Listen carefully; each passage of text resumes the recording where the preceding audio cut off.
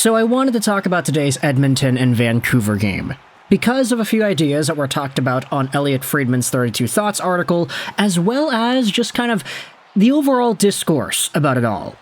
Because it turns out the NHL may have put in some damage control for today's game, as per Elliotte Friedman. So, as always, the show is brought to you by ExpressVPN. Go out there and check out the first link in the description if you want some free months on your VPN and you want to save some money. Also, it helps out the channel in the process. But also linked in the description is Elliotte Friedman's latest 32 Thoughts article, how record revenues in the NHL could impact the salary cap and the next CBA. This was from earlier this morning, but in fact, before we dive into this 32 Thoughts piece, I wanted to go over a question posed on Twitter by Bar Down. Take a look at this post made earlier this morning too. Do you anticipate fireworks for Connor Garland and the Oilers tonight? The question is, will the Oilers go after Connor Garland in tonight's Canucks and Oilers game? And I wanted to respond to that idea, because a lot of the top comments and the replies, they say, hey, why would they? He went after McDavid, so the Oilers should go after Petey and Hughes. Nobody cares about Garland. What did Garland do? Wasn't it McDavid with the cheap shot? This fanbase is so pathetic. An uncalled hold by the ref deserves retaliation now? And so, it could be seen as problematic by some folks, the fact that this idea is even being brought up. Oh, the Oilers are going to go after Garland because Garland had that thing on McDavid and McDavid hit him and he got suspended for it. Like, I don't know, I can see where these commenters are coming from. It seems like such a weird thing to bring up. And in fact, if we go over to Elliotte Friedman's 32 Thoughts, this is where we see a little bit more insight as to how everything came to be with this game and with this situation. Let's look at thoughts number 3, 4, and 5 from Friedman's 32 Thoughts. 3. Mercifully, Connor McDavid threw some cold water on the red-hot takery coming out of his suspension, saying Wednesday, while he thought it might have been a little harsh, I understand their decision and I have to move on. I was slightly surprised that a few players indicated they felt McDavid's previous suspension, a 2-gamer in 2019, should not have factored in. The reason? They felt it wasn't relevant to this play, and also thought 3 games was too many. I just don't think anyone benefits from him being out 3 games, was a common thought. You don't hear that rationale too often. McDavid also said, a penalty in the first is a penalty in the third, and a penalty in October is a penalty in April. When McDavid was on the competition committee, that was his consistent comment. Call the rule book. And so, you have a little bit of a divide here. You have players that are saying, hey, why is McDavid out for 3 games? The suspension is a little bit too long. He doesn't need to be out that long. Keeping him out of the game is bad for the game, etc., etc. Even at Draisaitl will say, yeah, the league doesn't want to have their star players participating in games. But McDavid himself is also the guy to go out there and call penalties, and he wants things to be called properly. While I don't discredit the idea that out of everybody in the NHL, Connor McDavid is probably the guy who gets abused and roughed up the most without drawing as many penalties as he should. Case in point, but the Connor Garland thing, I said that it probably should have been a hold or an interference or something. But McDavid's retaliation to that was suspendable in the way that it's evaluated. He went after Connor Garland's jaw. What else do you want here? So at the very least, McDavid isn't saying that he shouldn't have been suspended or whatever. He is saying it might have been a little harsh, but he still needs to move on. I guess everybody else should be able to move on too then, right? Because McDavid himself is okay with it? Nah, we know that's not how social media hive minds work. Anyways, let's go back over onto 32 Thoughts and read another post by Friedman. Here's number 4. I was talking with another executive who said the Oilers and their opponents will be on high alert for how games are called in the aftermath of this McDavid suspension. Do the Oilers get more power plays? Is there any bias against them? Teams worry about overcompensation. The situations are not comparable, but Calgary's penalty count went from 30th to 4th after Dennis Wideman high-sticked a linesman in 2016. So, the paranoia exists.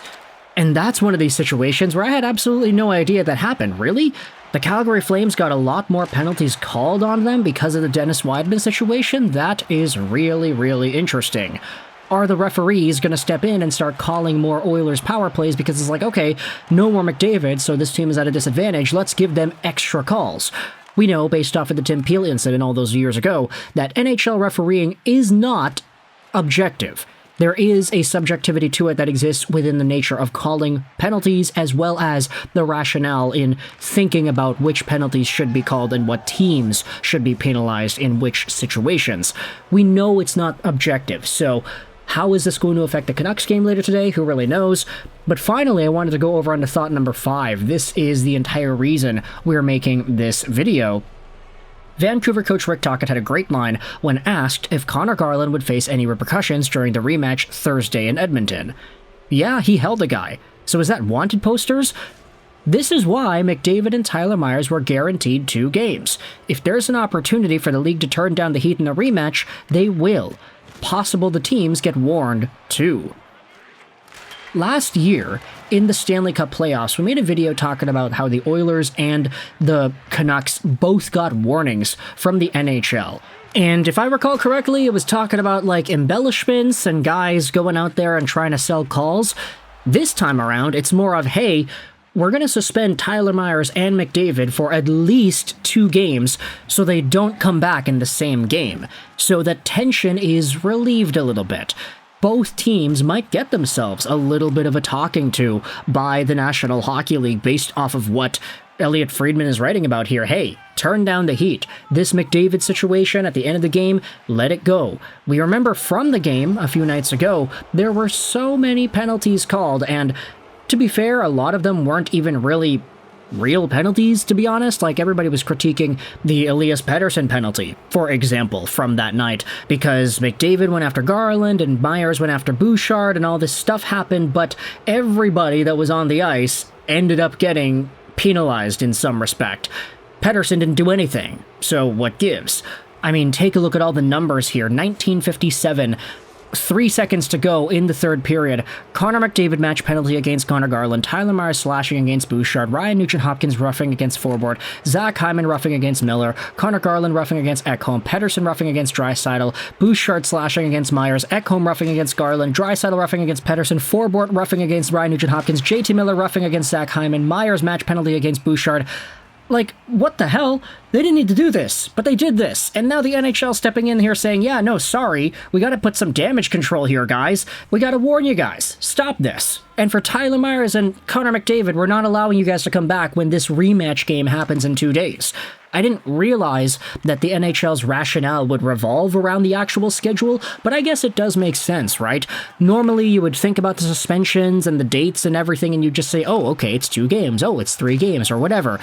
But when you look at the schedule and it's like, okay, if it's 1 game, then it means that he returns against Vancouver. Do we want that? No? So let's give him another game, something like that. So Elliotte Friedman's update did tickle my brain a little bit, and I wanted to dive into it in this video here. So let me know your thoughts in the comment section below. How do you feel about the NHL potentially issuing warnings to the Canucks and the Oilers to back off the heat and to make sure everything stays calm? What are your thoughts on their damage control in the situation here? And do you think it's really going to pay off? Do you think the Oilers do go after Conor Garland? Rick Tocchet kind of said it best. Hey, he held a guy. Does that warrant wanted posters and everybody going after him?